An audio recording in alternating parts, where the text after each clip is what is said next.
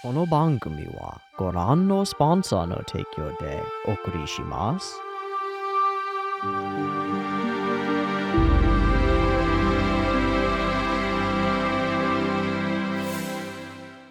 Dungeon Meshi. Dungeon Meshi. Welcome everyone, I'm Teeaboo and I am here for the final episode of Season 1 of Dungeon Meshi. Sad day. When I started Dungeon Meshi, I sort of conceptualized it like cake. Like, it would have layers to it, certainly, and some differences between episodes, but ultimately it would all be sweet. All be layers of sweet, fun, light, sugary, cakey stuff. A couple of days ago, I had the opportunity to go to a friend's child's second birthday party. I brought some like wood toys, and everybody showed up, and it was great. We had a little party at the park. The kid was far too young to really understand what was going on, but excited to be seeing a bunch of things wrapped in paper and cake. There was a big old cake, and I got a slice of it, and I started making my way into the slice of cake, and gosh, I did not like it. It was too saccharine, too sweet, and too one note. There's white cake, and then white buttercream frosting, and then more layers of white buttercream frosting, and then whatever kind of buttercream they use on top to make buttercream flowers out of buttercream frosting, all layered on top. And it kind of looked nice. It had colors and flowers and stuff all over the top of it, and the layers gave it textural intrigue and stuff, but ultimately it was entirely one note. It just tasted like cake. And that's fine. Cake is sometimes exactly what you need. For a 2-year-old's birthday party, cake is exactly what you're looking for. Pure sugar, and a pure sugar delivery mechanism. And there's nothing wrong with that. It's delicious. But I realized at 31 going on 32, I don't really like that kind of cake. I want my cake to have something more to it. So I started thinking about my conceptualization of Dungeon Meshi as a layer cake and decided it's wrong. At least if it's going to be a cake, it better be a special one. But I don't think it's a cake at all. No, Dungeon Meshi has more secrets to hide, more intrigue to reveal. So I've settled on thinking, still in food metaphor, as I am wont to do at the end of shows, whether it's a burger or we've done cake before. I think I want to conceptualize Dungeon Meshi as a savory pie. On the surface, it's beautiful but simple. It's just a pastry crust, maybe flecked with some spices, maybe glazed with a basilisk egg wash. But as your knife or fork cuts deeper into it, you find a hidden treasure trove encapsulated in this vault of pastry. And in a savory pie, it's not just one note or one thing that dominates, it's all sorts of ingredients. Little bits of vegetables, spices, whatever's gone into the gravy, the meats. Every bite gets to be a little bit different, and yet a different kind of delicious. Sometimes you'll get a bite with a little bit of the sweetness of vegetable, and then the savoriness and saltiness of some meat, and then the flow of the gravy, and then the package, the wrapping, the pastry to keep it all together. I think Dungeon Meshi is something like that. The pastry is something like this adventuring context that's so familiar and so relatable to us. It's become a part of our collective unconscious, of something that I think most of us understand, whether we've played through it in a game like Skyrim and experienced fantasy that way, or we run a D&D game for our friends every week and send them venturing through similar but very different, very unique dungeons to collect their own ingredients and their own treasures to bake into their own stories.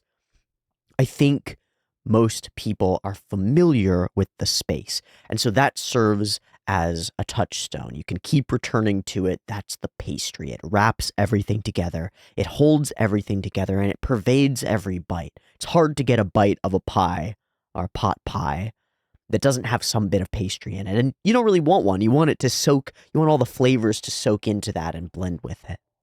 But then as you dig into it, every bite is different. Still, there's the seasoning mix and everything that keeps it all feeling coherent, but it's a wealth of flavors blended together and baked together with care and love and time and effort to gather the ingredients and put them together in a way that works, and then to let them stew, to let them interact. And that's what Dungeon Meshi feels like to me. Feels like every bite, I don't know exactly what I'm going to get, but I know what the wrapping around it is, and I like that. And I know what the general flavor profile is, and I like that. And I'm ready to bite into a seed and be excited or surprised by spice. And I'm ready to chomp down on something meaty and be overwhelmed by juicy deliciousness and depth of flavor. Dungeon Meshi is like that. You can dig in as far as you want to go, and it keeps revealing more and more with every bite. I don't think I've ever seen a show quite like it. And I will be still hungry when I've finished it, and I'll be looking forward to the next one. There are so many unique flavors here that I've never experienced before, and they are woven into a palette or a profile of flavors that remains familiar because of the outside surface level, remains relatable, and yet is full of novelty, as though it's made of monsters that are similar but different from the normal foods that I'm used to eating up here on the surface. It's like a window into a whole new world, and that world is populated not only by sights and sounds as most anime are, but by smells and by tastes and by friends. The pieces, the ingredients are more than the food that our characters are eating. They're the characters themselves and the choices they make, the journeys that they go on, and all of those feel, as we've come to the end of this first course of our meal, like they are woven together intricately with the kind of care that a master chef puts into a dish, figuring out each ingredient carefully and determining how it will blend and mix with all the rest to create a unique experience. Ryoko Kui is quite a chef, and this is what she's cooked up for us. Then, taking the recipe and running with it are the animators over at Trigger, turning this thing into an extravagant experience full of bombast that manages to elevate its ingredients without overwhelming them or making them all fold into one flavor. No, each is distinct still, and yet each plays off of the other and connects. And isn't that part of the point of Dungeon Meshi? That it's all connected? That one flavor doesn't go without another? That the people, like ingredients, have to interact? Sometimes they don't blend, sometimes they don't mix, but maybe we can find a way to fit them on similar plates, maybe different courses in the same meal. There are so many dynamic, relatable characters with dynamic, interesting interrelationships with other characters. There are political schemes and plots going on in the background that have just been revealed in our last couple of bites. There's classic adventuring, monster fighting, and then the twist, the extra spice on top, eating the monsters and turning them into delicious meals. And then there's a layer on top of that of eating those meals with your friends, communicating and communing. How much can you stuff into a show without making it feel overstuffed? How much can you put into a dish without making it overwhelming? Dungeon Meshi walks that line, and I think it walks it really well. It ends up being magical, really magical. And so I am super grateful to have watched it. I'm glad you're here to watch the last episode with me. And I'm deeply sad that this meal is coming to an end because I know that it will be a struggle and maybe a long time before I ever see anything like it. And I might have to book a table a year or two in advance and start waiting for season 2. That might be the only way I get it. This show is special. It has had an impact on me. One of the things that I sort of thought about maybe wanting to do here at the beginning was going back through all of my drawings and pulling all the Dungeon Meshi drawings and putting them all together. And I might still do that, but I got overwhelmed by looking at all the stacks of drawings that I have. It's a little too much. Dungeon Meshi has awakened my imagination in many ways. From drawing little mushroom guys to broccoli hair, to going outside and drawing trees, to doing many, many little studies of different things, to the first drawing that I've been really, truly proud of, the Dungeon Donut. Dungeon Meshi's had a really strong impact on the way that I've pursued art and expression, partly because of the way that some of Ryoko Kui's drawings look, and partly because the lightness and tone of the show, I think, welcomes me. It welcomes me to try new things. I think for people who struggle with food, this show is an invaluable resource as like an emotional touchstone for trying new things. And characters like Marcel, who are not all about it, are incredibly relatable to somebody that I know and I'm close to who struggles with food sensitivities and difficulty trying new things. These characters feel real. They feel like people. And they feel like people that I'm sitting around a table with, sharing a delicious meal with. And so are you. And we get to share in this beautiful thing together, and we get to consume it and make it a part of us and incorporate it into us. And in doing so, we become part of the ecosystem of Dungeon Meshi, the ecosystem of this anime that, if you sort of zoom out, is a strange piece of information transmitted across digital wires or Blu-ray discs or however you acquire it. And it has reached into the hearts and minds of millions of people across the world from different cultures with different palates and different foods that they like, and touched our hearts, and brought us together, even if we can't see each other, to sit and eat at the same table. And I think that's really freaking cool. It's one of the coolest things about anime, and here, because of the tone and content and messages of this show, it is elevated as well. I love it. I think it's special. So, thank you for watching it with me. I'm going to pull down the camera and do a drawing of some kind, and then we'll move onward from there into the future and see what the final episode of Dungeon Meshi holds for us.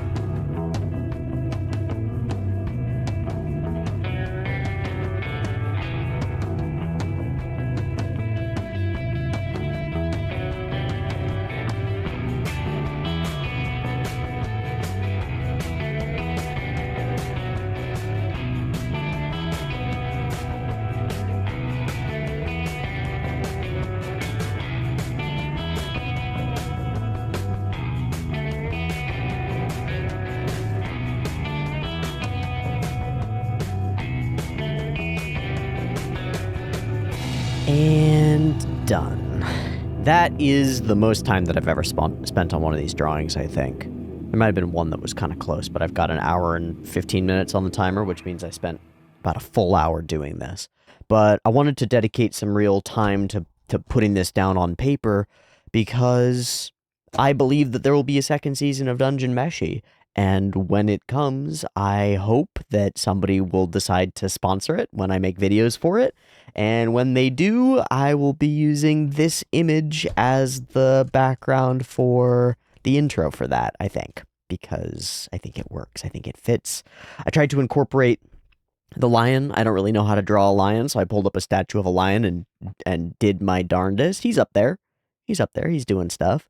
I love it. It tricks my eye completely. It tricks my eye completely. The dark edges around the chunks of stone pull me in, and the whole thing starts to feel like a space, like a place. It's really cool. Okay, I'm very happy with that. All right, my stack of art grows by one layer, and my stack of remaining episodes of Dungeon Meshi shrinks by one layer to being empty. Fuck. It's so sad. I'm gonna have a real struggle to find a show to fit this slot or carry on its vibes. I've got one idea, and I'm not sure if it's the right move. I've been running some knot polls on the Patreon to try to understand what people want to see next, and I haven't really come to a conclusion yet. For today, though, I'm ready for one more episode of Dungeon Meshi. One last bite of this carefully crafted, multi-dimensional dish. I don't know what to expect. We just got Senshi's backstory and sort of reaffirmed our connection as party members. We charged through the doorway and, harried by gargoyles, found ourselves on the other side without a way to escape back. What will we find down here? We're further than anyone has ever been and returned, that I know of. What will we find? Thanks for joining me for this week's final episode of Dungeon Meshi. I hope you've enjoyed the journey so far. I hope you've enjoyed the dumb art portions and the weird discussions and the silliness and the whole vibe. I hope it's been a heartwarming meal shared around a table, and I hope that you've enjoyed being a part of it with me. Let's watch episode 24. I've got the episode up and ready to go, and for the last time, there will be two versions, picture-in-picture in the description, timer on YouTube, early access on the Patreon, and whatever comes next will be on there next. Beep beep timer for episode 24 of Dungeon Meshi.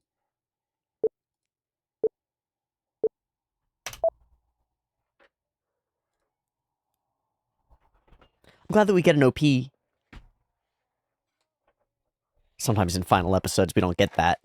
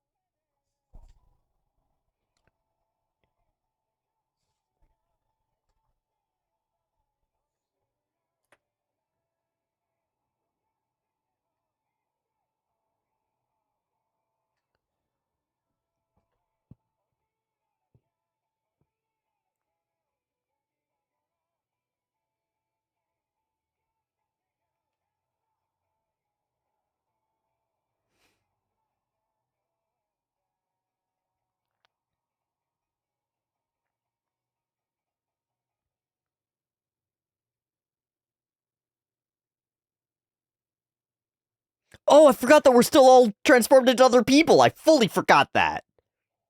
Otto, small feet.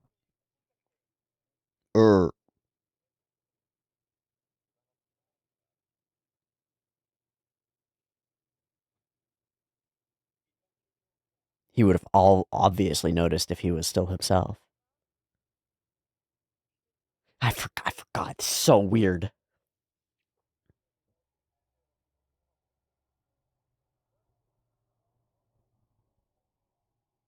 Looks about right.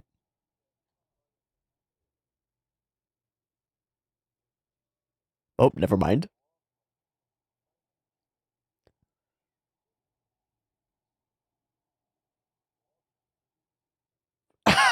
That was cool. Huh. He looks like he's 45 or so.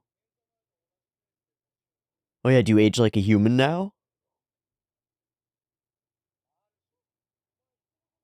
Yeah, how old are you?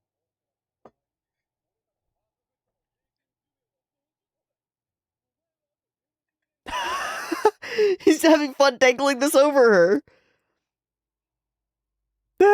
Wrinkle seal?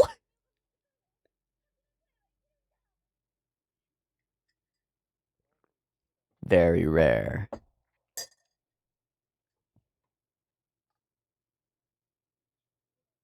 Was that the monster that she's afraid of?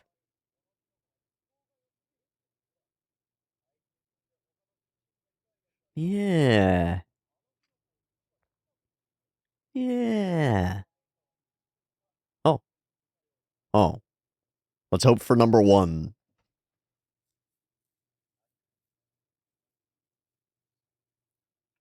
We gotta get back to ourselves.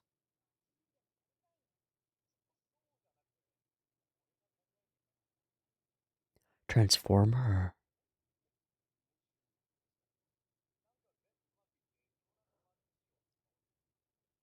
Uh-huh. Uh-huh. Sure. Yay! Uh-huh. Uh-huh. Uh-huh.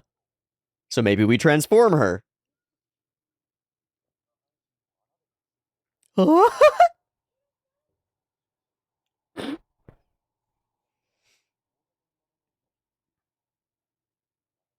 He's really thinking it through, though. Like, accepting her as she is, not focused on... Huh.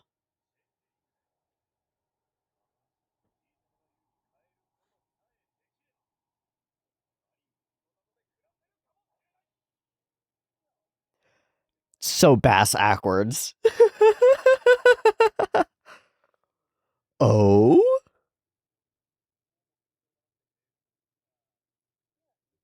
He's on that human fighter stuff.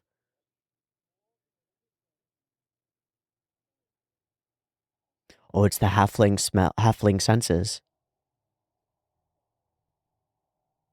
Wing beats? Is it her? Oh, no!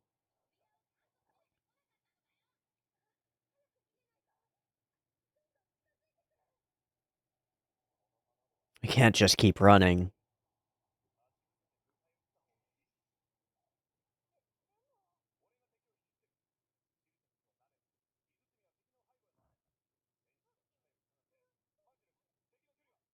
Marciel's just freaking out. Ah, shit!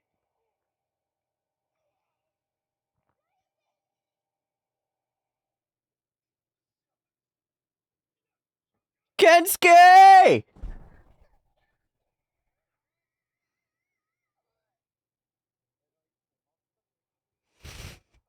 Yes!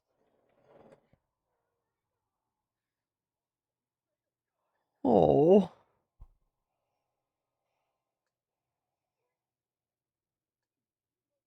Is he gonna undo them? Maybe it broke a pipe or something. What happened? What changed? What changed? Whoa!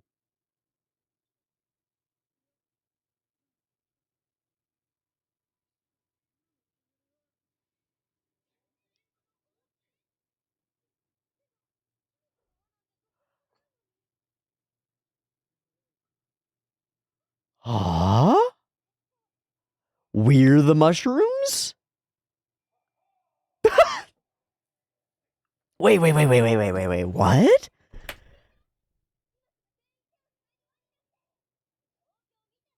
No, do it! Fucking do it! Okay. We're not making a circle.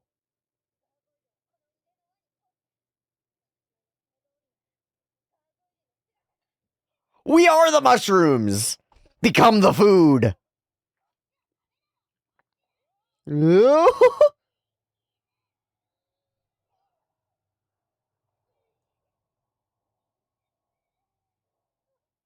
Gargoyle.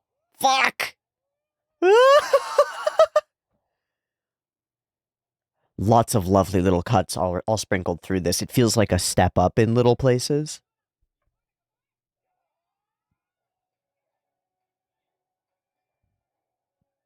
Circle! Poof! What's the gargoyle? Oh, it's a green man. It's the green man.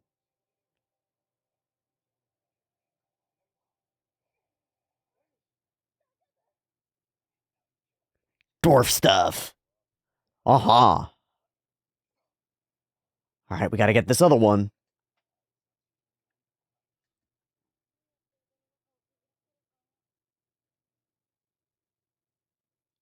Bait.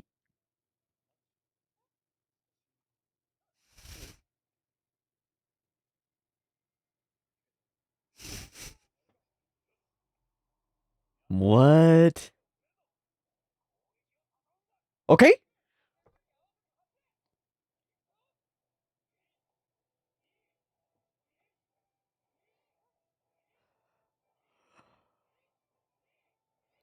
Oh my gosh, the way those faces distorted.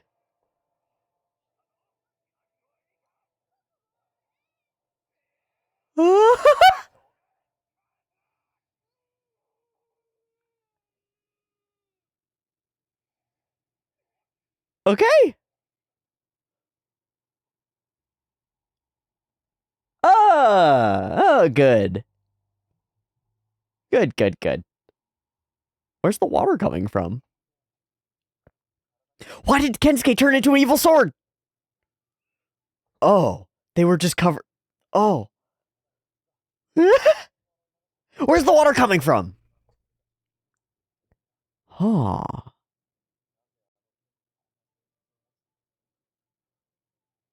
To transfer their spores elsewhere, huh? They get pushed away. It's like plants that have creatures eat their seeds and then poop them out further away.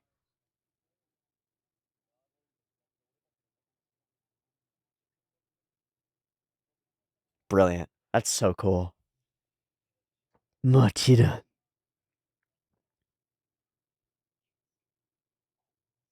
Kensuke! Please change back, Kensuke.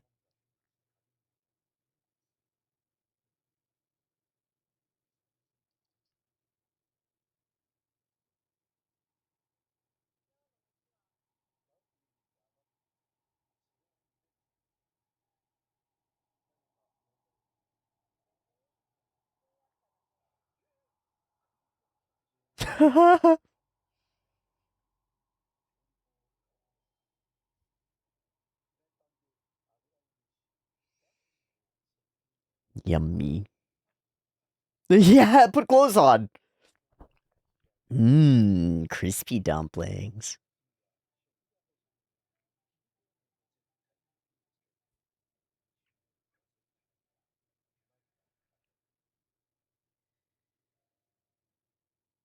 Hairs.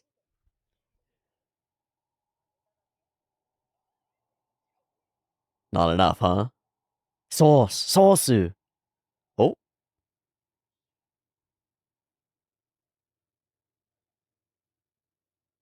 Whoa! Gyoza! That's crazy! We have an auto food transformer that changes random things into other random things?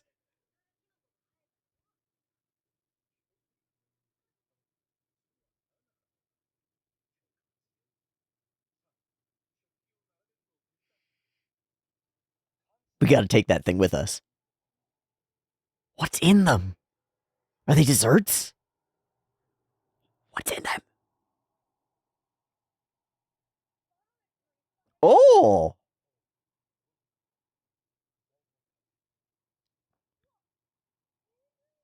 Oh! Oh! Oh. And we're back. Tall man legs. Good. Free feet.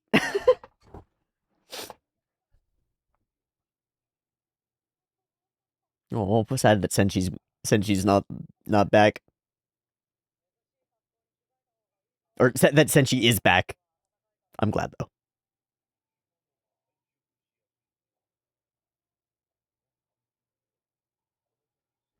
Yeah, this weird mechanical layer.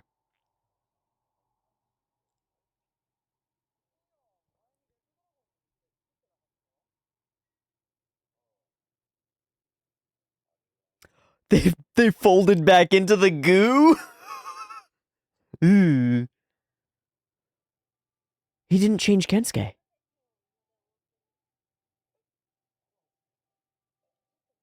Chotto misete. He kept it the way it was. Oh.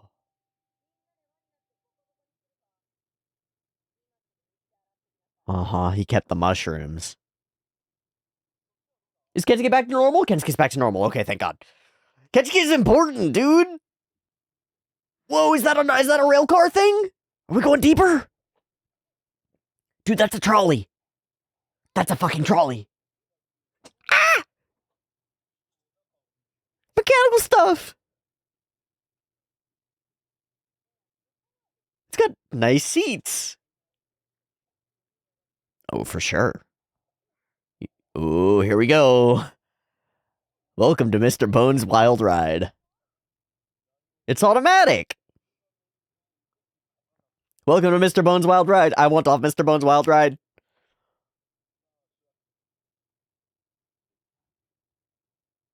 Now we're literally railroaded. Oh, we've just changed the tone of everything so it looks like we're on a natural bus. Like a real world bus. Yeah. We've gone naturalistic with all the lighting. That was cool.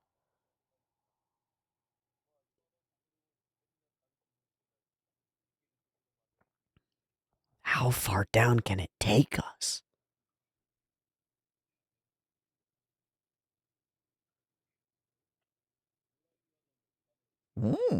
Coffee.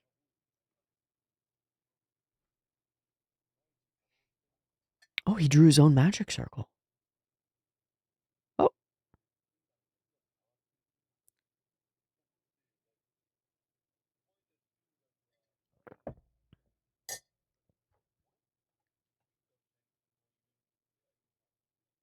You gotta lock in for this.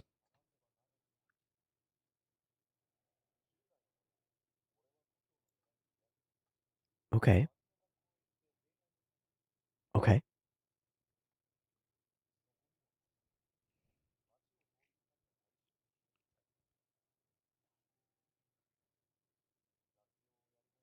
That's part of what Kabru thinks about him, right? Uh. Aww. Whoa. So Laios was on his outs. So they got base work. Sure. Met some people. Oh, this is cool. I'd love to see all those scenes. Yeah, he's just careening through the world.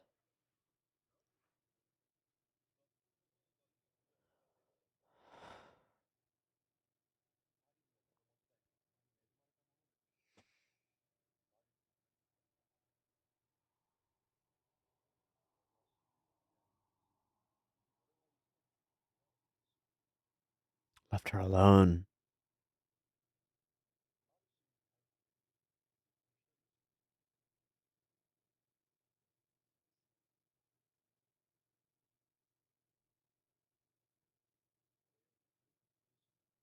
She had all her meals alone.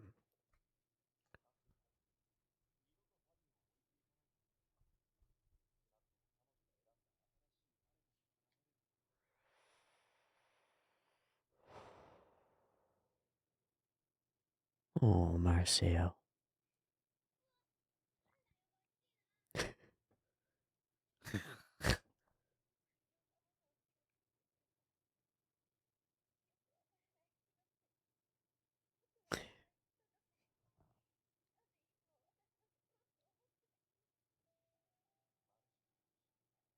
Oh, fuck.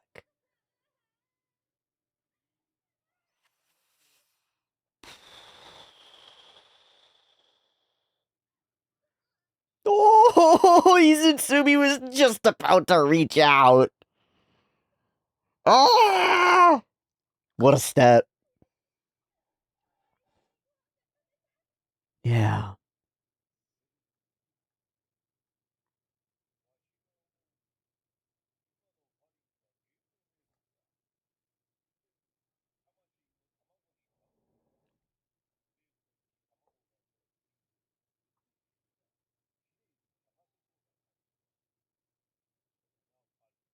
Hmm. Hmm. But they'll all be infused.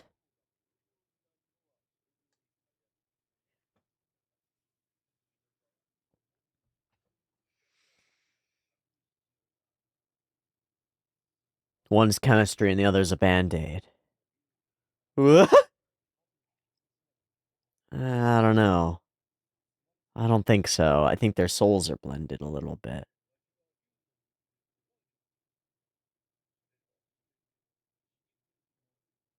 That folds back in, literally.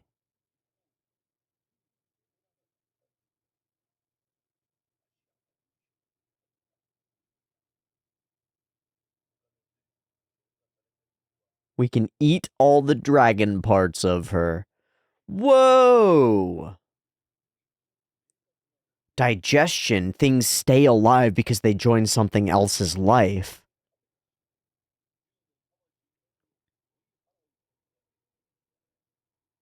It circumvents the death. The curse. Because it doesn't die. It's transformed. It's fucking brilliant. That's fucking brilliant. I mean from Yoko Kui, from the writing. That's brilliant.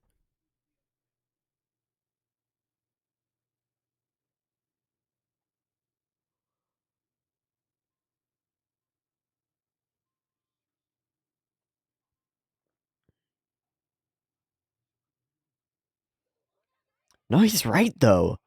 He's right though.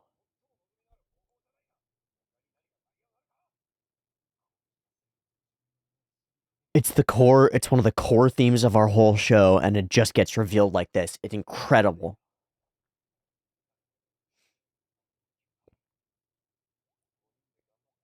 It's gonna take a bunch of dishes, a bunch of meals.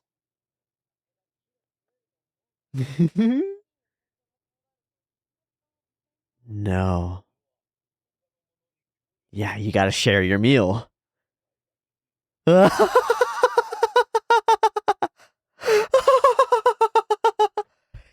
Insane. Cobra Party, the orcs. They can eat even if they don't taste.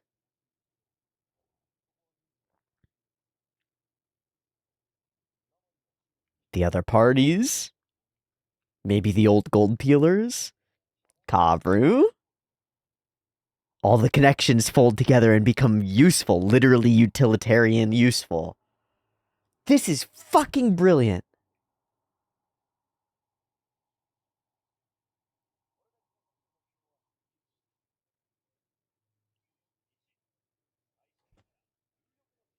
Okay, easier said than done. Easier said than done. Delightful, but easier said than done. Uh-huh.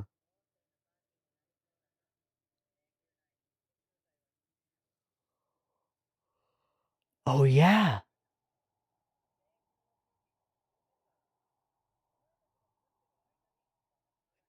They're banning everybody from going deeper in, aren't they? It's going through another transformation, so everything is different. Oh, the elves are arriving. Fallen? Ah.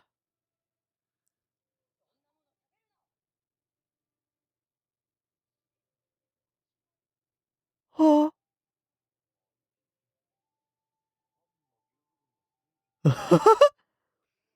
She's garnishing herself. He's thinking about the menu. Stop talking about eating my friend.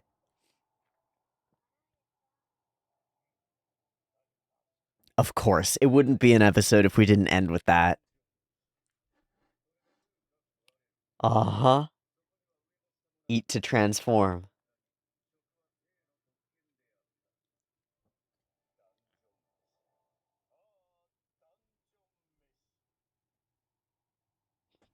Good. That is the most brilliant thematic reveal that I've heard and seen in a long fucking time, including insane mystery box shows like Heavenly Delusion that we finished like a week ago. That is stellar. It's brilliant. Fucking brilliant. What is eating but an act of transformation? An act of biological alchemy to take something and turn it into you. Into life, to take life and turn it into life. Because we don't eat inorganic things, not for the most part. Minerals. But we eat organic things, living things. We take their life into us and turn it into our own. It's powerful magic. We haven't talked about it at all. And yet we've talked about nothing but it. It's so brilliant. So overwhelmingly brilliant.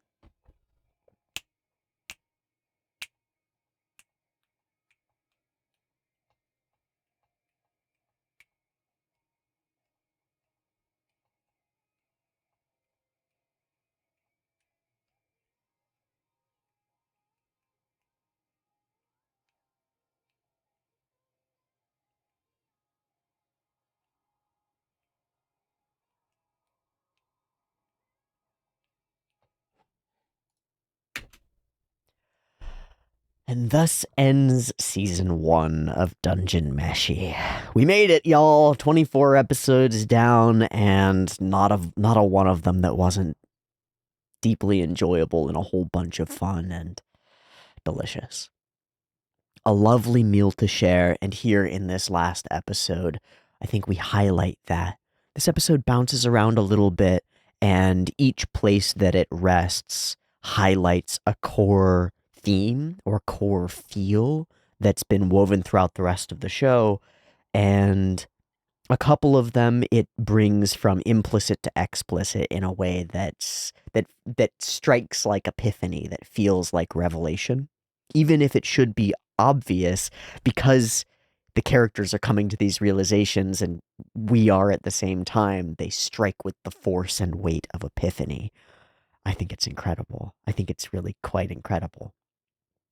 More information about the mushrooms and a shift in our perspective on them builds them into more of the ecosystem of the thing and less like an unexplained magical incident and more like, oh, that's a sensible thing that a creature is doing. The final thoughts that Laios presents about what they might be able to do to transform Fallen into herself again are fantastic and interesting. The shift, the change. And then there are a bunch of little things woven across the episode, like Fallen eating all of her meals alone, and Marcille coming to realize that Fallen was forever trying to share meals with her, but maybe didn't have the words to ask for that. This episode feels like it's centered around everything that makes Dungeon Meshi great, and maybe more than anything centered around sharing with your friends, sharing with others. The way that the realization around the dragon and our need for more malice to eat it folds into connections that we've made all across the thing, connections that could have become negative, could have become enemies, but because of the way that we acted and because of the meals that we already shared with them, become allies that we can call upon in a time of need, become integrated into our own network throughout this dungeon. Fuck. What an episode. What a brilliant little piece of writing. And last episode was 28 minutes long, like an extra 4 minutes to fit all that stuff in. This one isn't. This one's only 24, standard episode length, and yet it feels like twice or 3 times that with the amount of information and ideas that are presented. Things that are recharacterized that were almost like gags or silly things, like the meat rolling back into the dragon, suddenly become key elements that we have to focus on in order to move forward. Oh, and then there are a bunch of little pieces of the episode that are chock full of like really fun Canada style vibes animation, like around Marcille swinging up, and then the part where she like spiral tumbles, and a bunch of other little things as we're running down hallways and stuff, and faces become warped and stuff, and all sorts of little understated things that all taken together make the whole thing feel very elegant almost. It's still silly and bombastic and goofy, but I think elegance is the right word here. There's an elegance to the way that the episode flows, a little bit of care to it.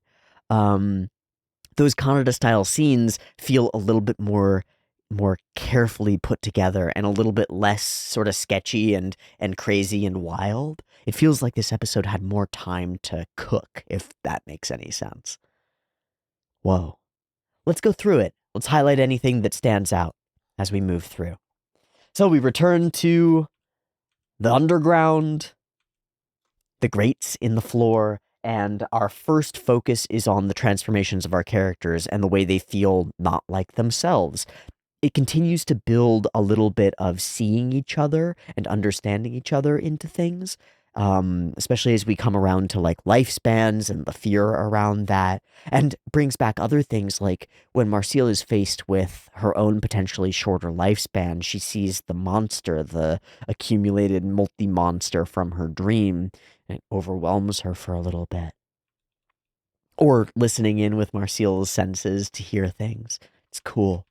Hey, could you guys slow down a little bit? And Chilchuk looks at his feet like, oh, I didn't even notice. But the way he says it is like, I should have noticed. This isn't something that I don't notice. It's like when somebody is losing one of their senses as they age, they're getting deaf and they don't realize it. They start to speak louder or they miss things that they would have heard otherwise. And suddenly they're not the same person that they were. They feel really different and really kind of disoriented in the world. Get that feeling from Chilchuk here. All right, let's take a break. We talk about ages. And Chilchuk seems to take a little bit of delight in getting to hold one over the previously long-lived Marcille and be like, ha, in only 40 years, you're going to be a wrinkly dead raisin. Kind of fun when, you've been in that circumstance for your whole life and now you get to see other people in it. Ah! Wrinkle seal. Excellent. But then, she sees that monster. Haunting. So they deduce that the mushrooms must either have terrible side effects or be temporary.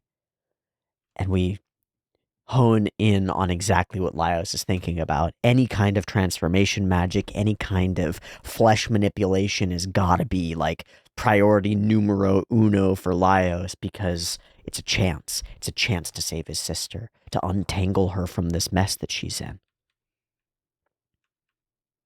I love the vision of the lunatic magician being all all reconciliatory.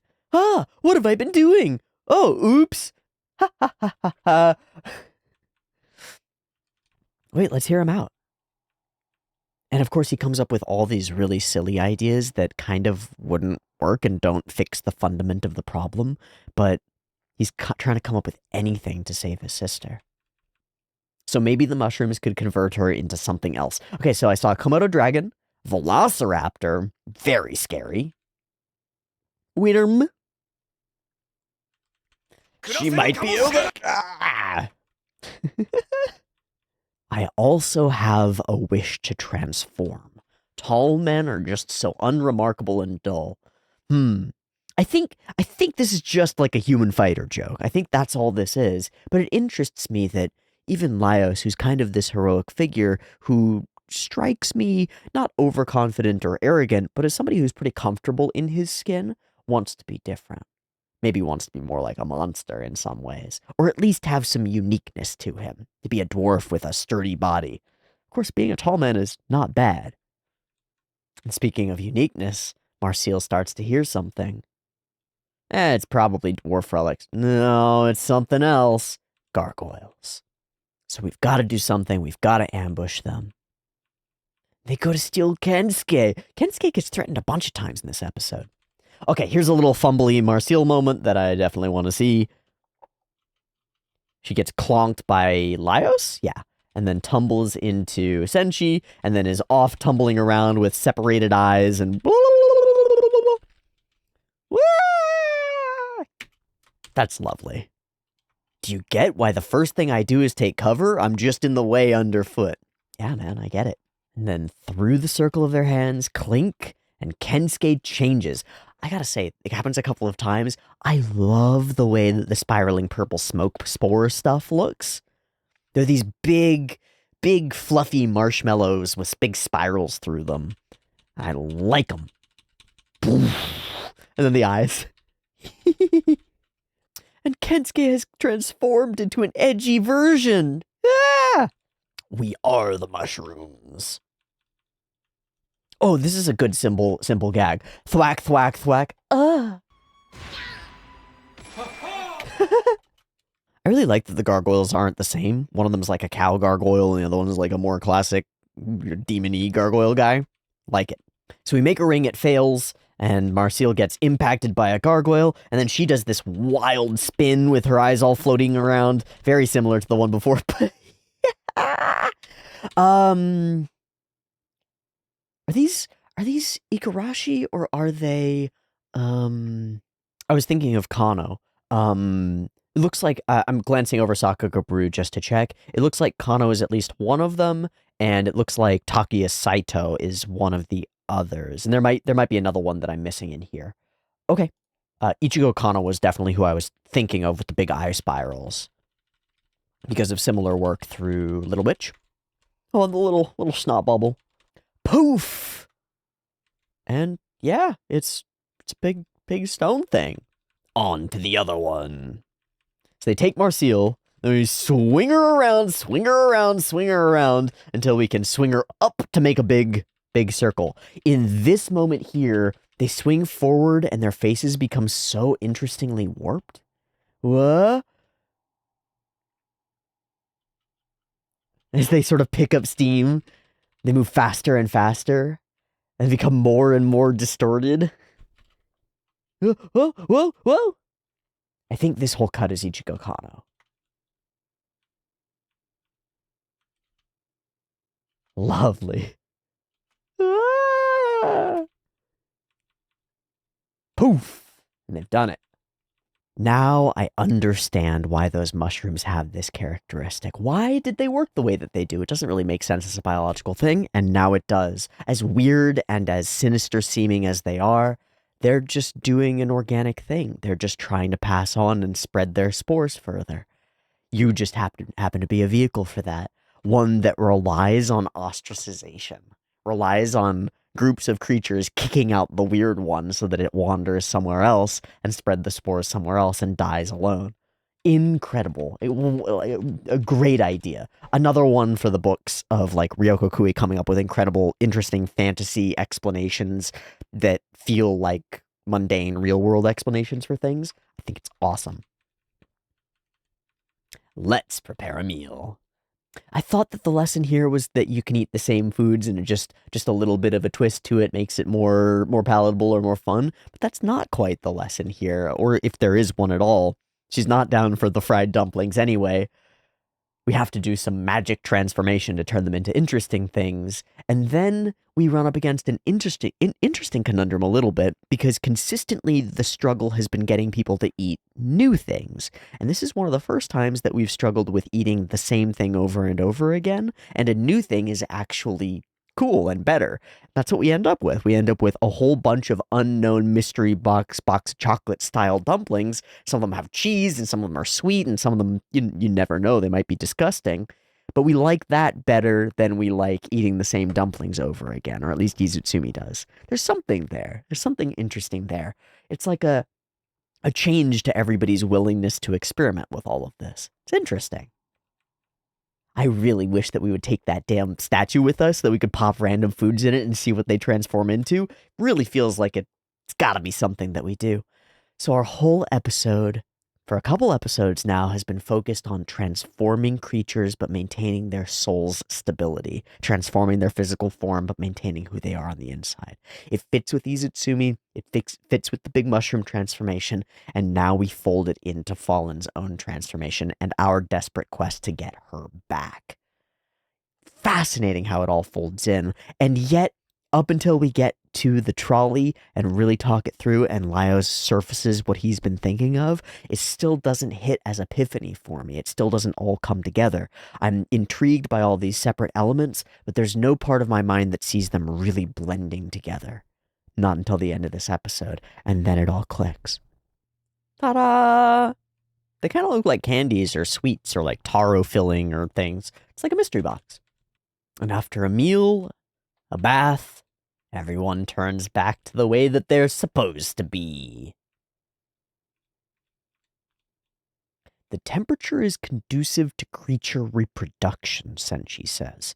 So is this a breeding ground? Did the dwarves do it that way? Is that part of the design of the dungeon to make it conducive to creatures? But then he says at some point that, like, he's not sure that there will be living things in this environment. Should have made sausages, which brings up the red dragon thing and allows that to fold in later smoothly and fluidly. This is a brilliantly constructed episode. Turn it back! And Kensuke does return to normal, thank God. Mechanical stuff. It's such a cool layer on the bottom of all this fantasy stuff to have mechanical things and then to make them feel very modern in their vibe. Something changes in the lighting and tone and drawing of everything once they're inside the tram car, and it's really striking to me, even though it's really subtle. I think it's awesome. I'm just trying to take stock of the characters' faces and the shadows on them and the way that everything looks. Then inside we're all flat dark until the lights pop on. What did you do? Pops on. Okay, here it is. So there's this moment, and then bam, and suddenly there's really distinct overhead lighting, exactly like you'd have in a train car or like a plane or something. And it's the shadows on all the characters, like the intricacy of shadows on Senshi's hand and amidst his beard and over his helmet. Suddenly the whole space feels real. I think it's because it's lit directionally from above. We're looking out the sides of this dark, endless expanse. Then we hone in here, got the texture on the background and all the shadows. Our characters feel really grounded and really, really real, as though we're in a different show and a bunch of these characters just stepped onto a bus that's going from one bus station to another in the middle of the night, and it's got the overhead lights of the bus up above it. Or stepped onto a Tokyo train in the middle of the night, and it's going through the countryside, and here they are lit, and the train is shaking a little bit. And that's it. It's just normal. It's so mundane. Really interesting. And yet still magical. Doesn't feel dangerous. Feels fine. Maybe I'll brew some tea. Laios working on his magic circles, getting them better, doesn't know if it's gonna work, but then it does. You gotta wait for the results, wait for it to start cooking. There's something about that that strikes me as interesting. It's slow, but it seems to be heating up. This is one of the first times that he's done magic simply on his own without Marcial's input. He's like learning some basics. Laios is really, really growing. By the way, why did you become adventurers? Pivotal question. Doesn't seem like fortune seeking. That's probably not you. When I was in my teens, I got fed up with my village. Pretty relatable, and given what we've surmised about the way Laios struggles with certain layers of social interaction, makes perfect sense, and sets him on a path that makes perfect sense too. Fed up with my village, so I left and joined the army. Fair enough. Reasonable thing to do, I suppose. Go somewhere else. get the hell out of here. But that doesn't work either. It's another group of people. And if your struggle is relating with people and interacting with people, you're not going to fit in anywhere, right? Where do you go? Finds a caravan. He's a deserter. We had something about that from Kabru before, I think. At least he was guessing at it, I think. So he drifts, taking odd jobs and not doing well at it. This is the part that he doesn't really say. He says he was drifting around taking odd jobs, but he doesn't express that he ended up fly covered and patch ridden and overgrown and, like, my dude's been living on the streets. My dude's been wandering, and it seems he says he dropped by to see her, but it seems like he might be at the end of his rope, that he might be seeking a place to land, somebody to help him. He might not be able to say those things, but it seems like what he needs. And instead, Fallen doesn't invite him in. She invites herself out. She insists on going with him. And we don't get to see or feel Fallen's perspective here, except her little goof as she falls on top of her brother. But it's great kindness to go with him, isn't it?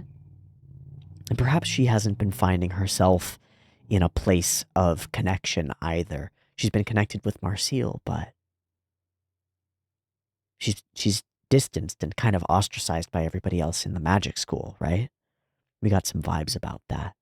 She also really loves her brother. I imagine that she sees him and, like, sees through him and knows that he needs somebody with him. She's spent all this time alone, eating her meals alone, reaching out to Marcille, but so is he. So she knows what that feels like, and maybe that's why she goes with him. Together we reached this island. So they set out to the unknown, and they made it. Young adventurers involving themselves in a gold peeling thing. There's the little mushroom. Plenty of escort work, plenty of gold peeling. We just stayed and kept doing that. It's a place that we landed, and it's a place that they found, connection with each other, and a place where Laios could kind of survive. He's no longer fly-eaten and patch-ridden. We just stayed. Inertia catches up. And then a sequence of events, like we kind of bowled through a bunch of circumstances, met a bunch of people, engaged in a bunch of things. A lot happened. It's kind of, sometimes you get moments in a show where people will be like, yeah, and then like a bunch of stuff happened and now I'm here. And sometimes that's the way that life feels. It's like, yeah, wow, what strange journey have I been on for the last couple of years? I wasn't really setting out with anything in mind, but I've bounced around and met all these people and gone all these places and learned all these things. And I look back and suddenly years of my life are gone and they've been converted. They've been converted into memories. And that's what I have now is memories and relationships and sometimes objects and sometimes debts and now I'm here and I was there and now I'm here. And how did I get here? Did I choose this at every stage or did the world choose it for me? I don't know. But he runs into all of these people and these people fold in. Meeting Chilchuck, meeting a woman that I don't recognize. Maybe somebody that we'll meet in the next season. Running into Marcille, who yells at him, it seems, as Fallen seems to try to keep them apart. And that's how I ended up here. And Senshi is a little overwhelmed by this. What a complete lack of foresight. What a foolish journey. Like a pinball like a pinball bouncing around. I understand, putting yourself in this circumstance, but why would you let your sister go with you? She could have had a better life going to magic school. He sort of looks down. Her life wasn't fortunate. Her childhood wasn't fortunate. She was shunned, and then I had to leave. Something that I think he blames himself for. I left a year before she did and left her alone. So she eats through the winter, through the spring, alone, alone, alone. It breaks my heart to think about it. We focus on Marcille to set up what will happen a little bit later with Izutsumi. Her spirit was much stronger than mine, so maybe it didn't bother her too much. No, it did. It did.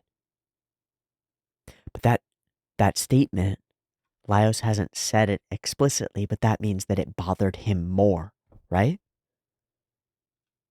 Fallen spirit was stronger than mine. My spirit was weaker, so that means he was really bothered by it. It means one of the fundamental things that Laios has been seeking is people to share meals with. It's unsaid, but it's right there, isn't it? But that's why I made a promise to never abandon her again. So here we are, not abandoning Fallen. And Marcille can't help but weep. Not until someone else shows up who she wants to be with. Maybe Marcille. Easy to see me grossed out by tears. She used to bring me a lot of things that I didn't understand. I love this expression on her face. Weird nuts, strange plants. Why? Why? She probably wanted to eat them with you. It's one of the ways that she used to relate to her brother, right? It has to have been. It has to have been.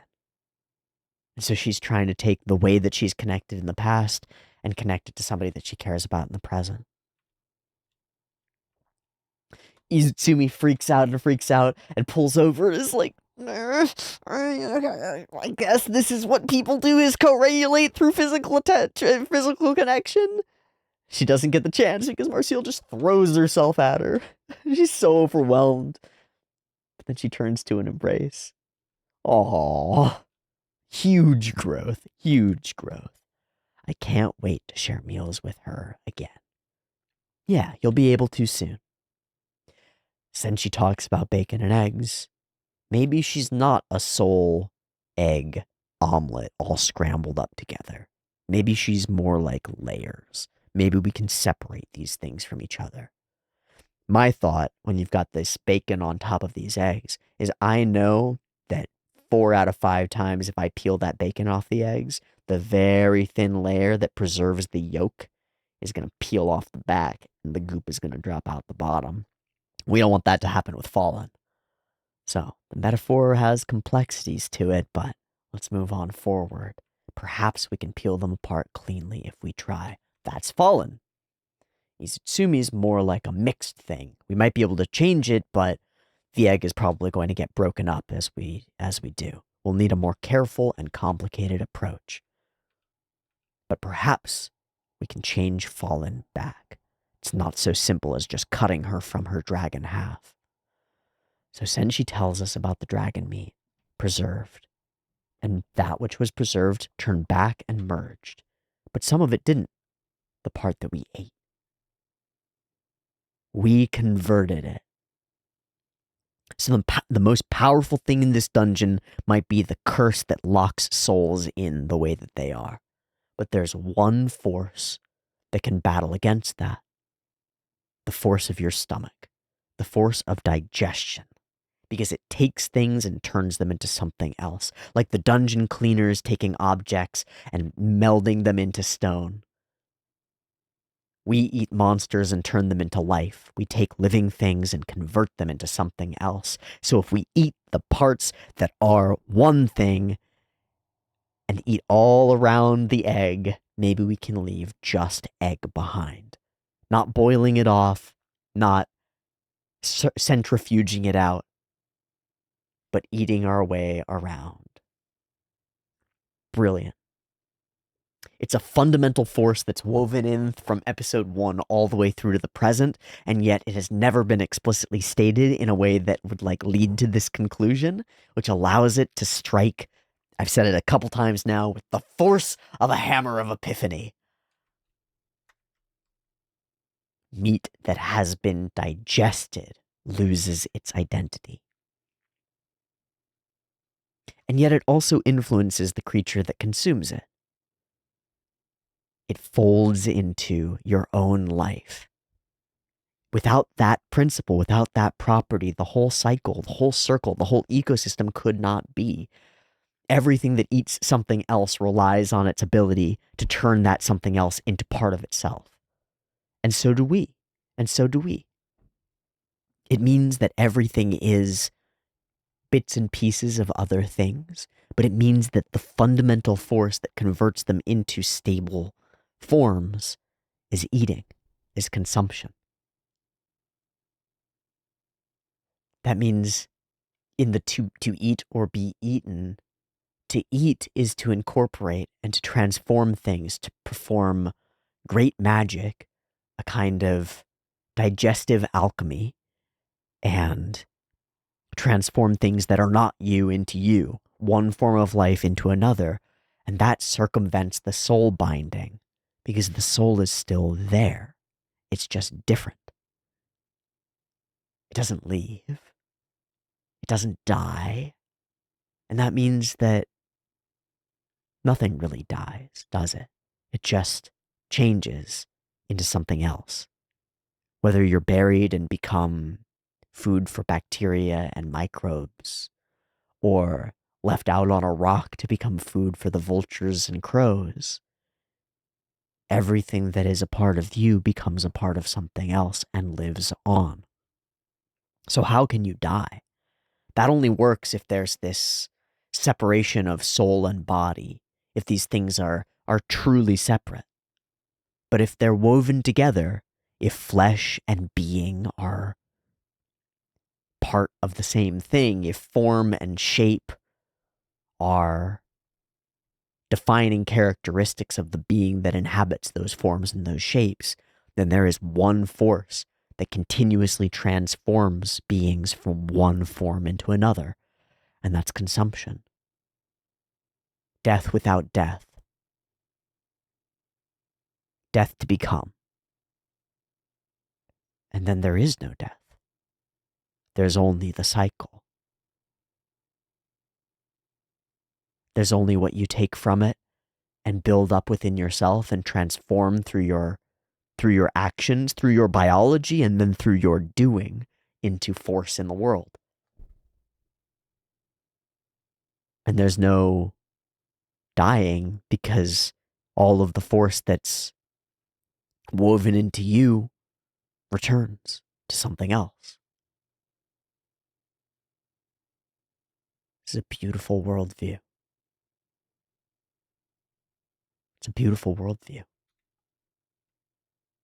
One that works in reality, too. I mean, maybe works better, even. In this show, we have ghosts, we have spirits, we have magic, real magic. So perhaps there are spirits, perhaps there is afterlife, perhaps there are all these things, perhaps there is separation. But in our real world, it's very much unclear whether that's the case. Is there a separation between the spirit that animates you and the physical features that are animated? As far as we can deduce and determine with our scientific understanding of reality, no.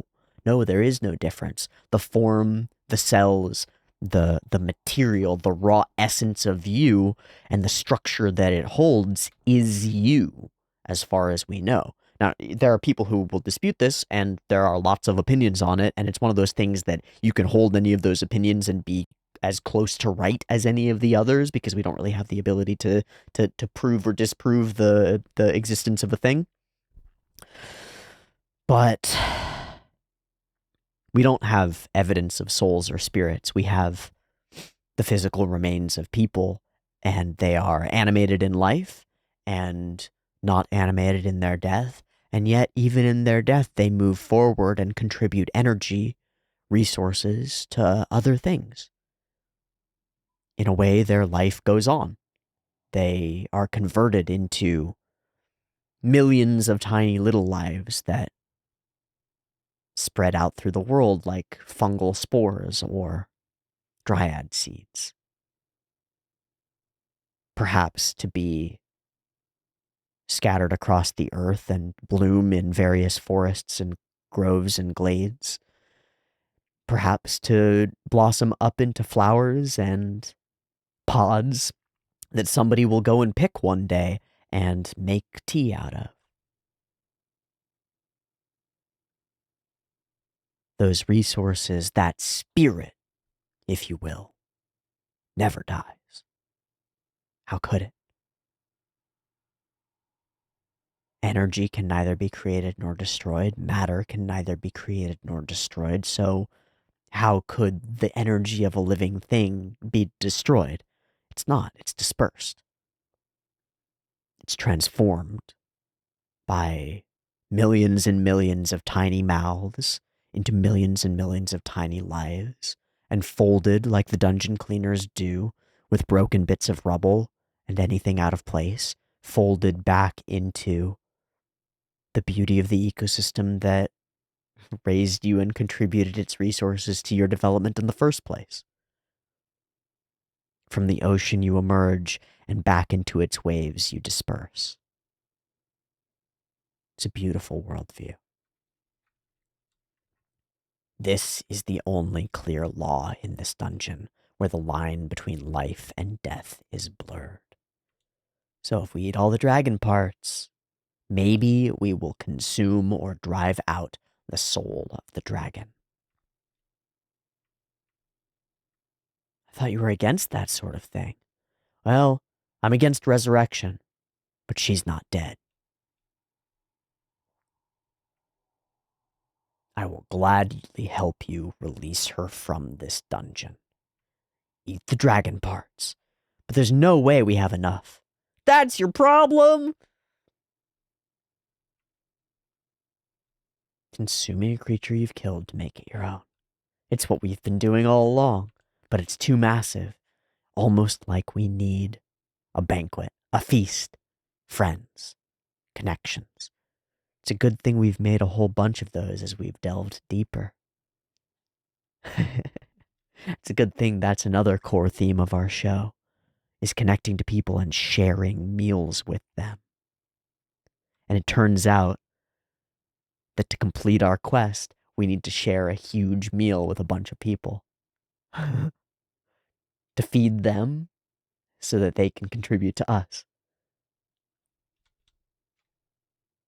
Pitch perfect, right? Like a crystal clear bell. Ding! Pitch perfect. So, just ask others for help. Isn't that the point? Make full use of those connections. Connections? Can't you think of anyone? Well, there are orcs. There are all those Golden Castle people. The other adventurers. Hey, Kabru and his party. Maybe we can even get a group of hoity-toity elves to dig into some dragon meat. You never know. It's hardly enough to consume the entire dragon. Maybe we'll find another troop. Now we have another goal.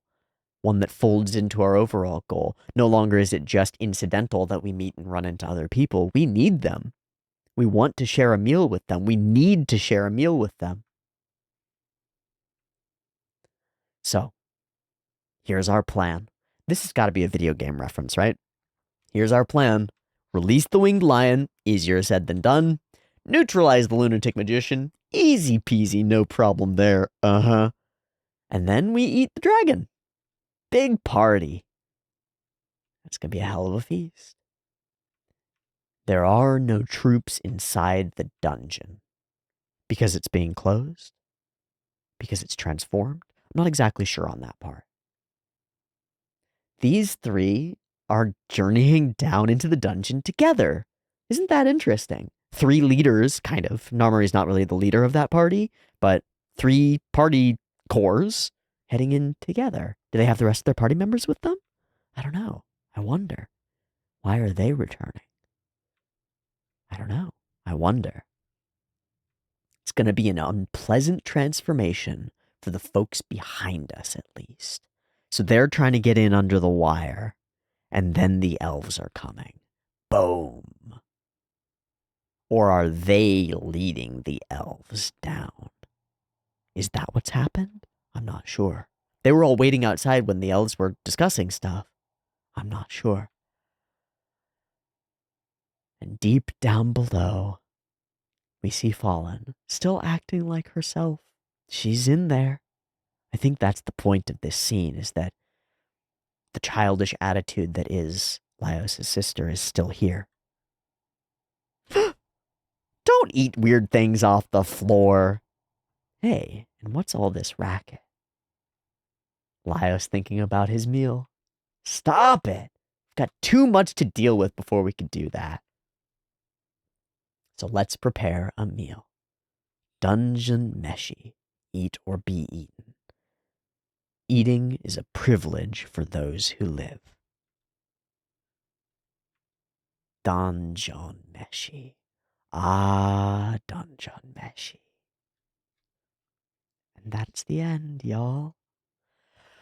Let's glance through Sakagaburu. I feel like it would be a damn shame if we didn't. Quite a number of names here, so I'm excited to see some of these. Boom. Hanging out, expressions, chatting. The space feels really good, and it feels very distinct from the rest of the show, so love that. Chiami Kurosaki for transformed guy, and faces, and thwacks, and gargoyles, and just a whole bunch of stuff. Cool. Oh, and Shuhei Honda as well.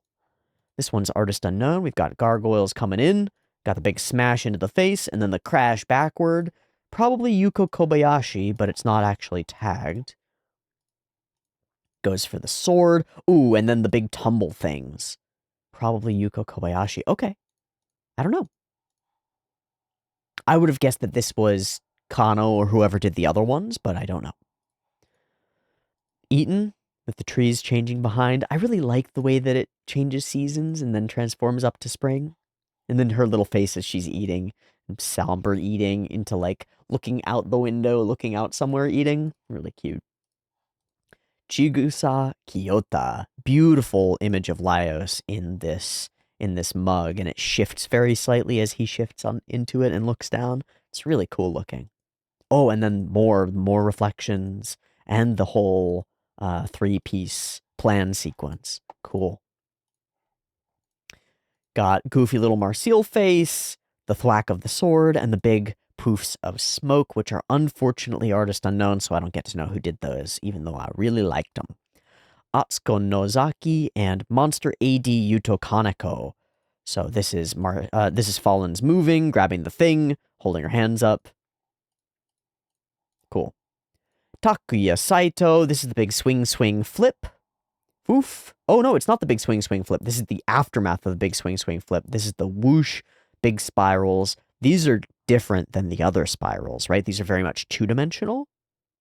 And then there's this one that poofs over the top. But still, I think these are really different from the first set that we had. Cool. And then tinkling water statue. So, incredible, right? Hands, water, beautiful, cool. Kazuki Chiba. This is where it really feels like we're just sitting in a train. Yeah, Chiba's shots here all feel really distinct. Has Chiba done any work on Chainsaw Man movie, or Chainsaw Man in general, or Jujutsu Kaisen? Because both of those shows have this realism in shadow and shading feel that I've mentioned before. Reminds me a little bit of like the Patlabor movies, or some of Mamoru Oshii's films that have a very, very human, very like toned down color palette, lots of distinctive, very realistic shadows and stuff. I'm gonna check Kazuki Chiba. Gridman. And trigger stuff across the board. A little bit of My Hero Academia. Let me order score. Oh, I don't know what show that is, but there's a train scene in it. This is Witch Watch. I'm just gonna skip through really quick. There's a little train scene in it with the naturalist lighting, but it's very different looking. I do want to click one or two of these Gridman cuts, because there are some elements of that jump into sort of realism. Oh, and he's responsible for some of the opening stuff for the first opening, some Cyberpunk Edge runners. Okay. I think this fits for me. We've got a very different lighting setup. We've got the street lights and stuff, and a very different feel because Gridman feels kind of shiny. It's different in its sensibilities than something like Dunmeshi. It's closer to in a weird way, it's closer to Fate in the way that shadows and stuff are done, like the early Fate series is. I don't know if that makes sense to you. Another interesting lighting sequence with all of the lighting on this episode 1 scene from Cyberpunk Edge Runners. This is Chiba as well. Lights again as the standout thing here. Interesting, but nothing that strikes with the same kind of like strong realism, which I would have expected. We click on Kazuki Chiba and see 20 cuts that are all characters doing realistic things in realistic settings. Not what we actually get. Super cool. Super cool. Akihiro Sato. This is him waving around, and then I'm sure this is Ko-chunk and the little facial expression. Cute. Show oi. We're pointing. We're thinking about different monsters, and we got more big smoke clouds poofing around. It's a lot of cool monsters to draw. Atsushi Yoneda, Shimon Dohi, and Tatsuro Kawakubo. Ooh, Kawakubo, huh? So it looks like the end is probably Yoneda, and the first 30 seconds are Kawakubo and Shimon Dahi. There's so much going on here. This big tumble, and then flip. Wow. All the smoke clearing, the cool shading on the gargoyle that makes it look stony. Marseille's rush forward, everybody clasps hands, and then there's this big of incredible looking smoke. That one does look like the other one. And now it's current artist Yoneda for the final portion. Really creative. Lots of cool angles and difficult angles. Haruki. Facial expressions. Yeah. And the crying. Yeah. And then Izutsumi's attempt at connection as well. There's so much understated or unsaid but visualized over the course of this little scene. It's a great job by Haruki. And our final cut is Ichigo Kano. Gargoyle. And this is our big swing with all of Marseille's little facial expressions, and her face becomes kind of goopy throughout it. Hup, hup. Let's go! As soon as we jump into these really like dramatic angles with shadows on the opposite side, it has that feeling, and I should have recognized this as Kano there. Let's go! And then once we're running down this hallway and they've got these distorted faces, it can be no one else, huh? Whoa, whoa, whoa, whoa! I love the way the little hair bits flip up. Wee, wee, wee, wee, wee. Woof, woof. Oh my gosh.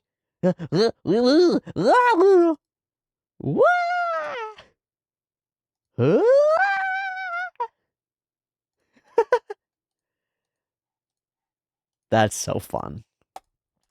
Okay, chock full of fun animation is this episode, but the standouts are the thematic ties, bringing everything together and sealing it up in a delicious, savory pie.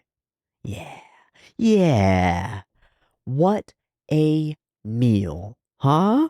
What a meal. What an incredible 24 episodes. A 24-course meal of new flavors and familiar things all wrapped up into one. I am so grateful to have shared this intellectual and comedic and artistic meal with you guys over the course of the last 20-something weeks. It's like half a year that we've spent on Dungeon Meshi, and I am only sad that there isn't immediately more to spend more time on, because the show has been inspiring and beautiful and fun and light and exactly what I've needed to start my weeks off. It's made me think. It's made me reconsider. It's made me think about the way that I eat, the way that I interact with other people, and the way that I live in this world, and what it means to be alive in this world. And for a show that I thought wasn't going to have much going on under the surface, it was going to be sweet cake with layers, certainly, but all fundamentally the same set of sweet dessert flavors, I could not have been more wrong. This is a meal, a full meal. And I am, again, really grateful to have shared it with you. Thanks for joining me through this meal and through this journey through Dungeon Meshi. I hope you've enjoyed it, and I hope to catch you in the beginning of whatever we watch next. Head over to the Patreon, you'll get early access to it, and potentially access to polls if I run another one. I've been doing some not polls to figure out if there are sequels to shows that I've already watched that people really want to see in the short term, and just sort of figure out a way to move forward on that. I'm not sure if I'm going to poll for a bunch of comedy shows for Tuesday, or choose one from the sort of like sequels and things to put after this. I think that Free Run Season 2 would follow this pretty well, but I'm not sure if that's exactly what I want to do yet. I'm still considering. In any case, that's what's coming in the future, kind of an unknown. I hope you'll join me for it. Much love. Thanks for watching Dungeon Meshi with me. I um I love doing this. I love engaging with media this way, and it wouldn't be worth it without other people at the table to share with. So, thank you. And I'll see you next time in the next show. Much love. Peace.